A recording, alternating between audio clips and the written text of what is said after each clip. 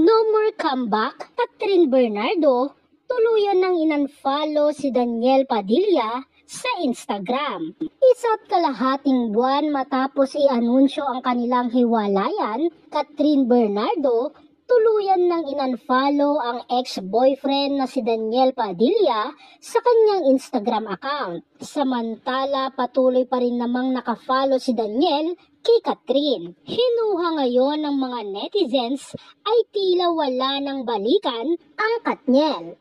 Matatandaan, isa sa natalakay sa bagong episode ng Showbiz Now na ay ang umano'y nakarating kay Christopher Min na paglalasing di umano ni Daniel Padilla. Ito'y kaugnay pa rin ng controversial na hiwalayan nila ni Catherine Bernardo na kanilang kinumpirma noong Nobyembre 30 ng nakaraang taon.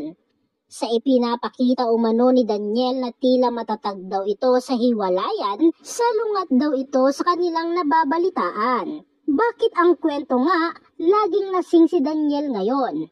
Tila doon daw umano kumukuha ng lakas ng loob si Daniel sa pagbabaka sakaling makakabalik pa ito kay Catherine. Gayunpaman, pinayuhan ito ni Christy na mas mainam kung magpakumbaba na lamang ito si Daniel na sa ganoong paraan baka mas mabigyan pa siya ng tsansa ni Catherine.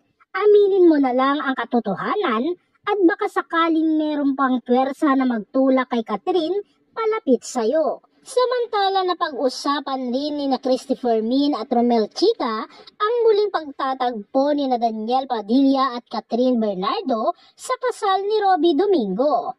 Ayon kay Romel, dapat ay magpartner ang Katniel sa paglalakad sa altar ngunit hiniling ng aktres na wag na lamang. Naging topic din nila sa Christopher Minute ang pang-ookray ng netizens kay Daniel, kabilang na ang nyulok nito na nagbuka raw tomboy. Say pa ni Romel, hindi rin daw pansinin talaga si Daniel kapag hindi siya nakadikit kay Catherine. Narito ang ilan sa kanilang mga pinag-usapan. Si Catherine may pinag-aralan, edukada. Yun ang senyal ng taong marunong humarap sa katotohanan. Hindi siya binastos, pero deadma lang, hindi ba? Anya ni Christy. At saka yung suot na damit, Romel. Ang lahat ay nag-abala, pero siya talaga parang wala lang, no? Di niya maalis-alis yung dark glasses na yan eh. Maganda naman ang mata niya, di ba? Anya naman ni Christopher Min sa Christopher Minute. Narito naman ang samot-saring komento mula sa mga netizens. Sa wakas at pinalaya mo na yung sarili mo sa taong hindi karapat-dapat para sa'yo. I salute you. Love you always love. You deserve better. Always your number one fan. Catherine Bernardo is moving on and moving forward.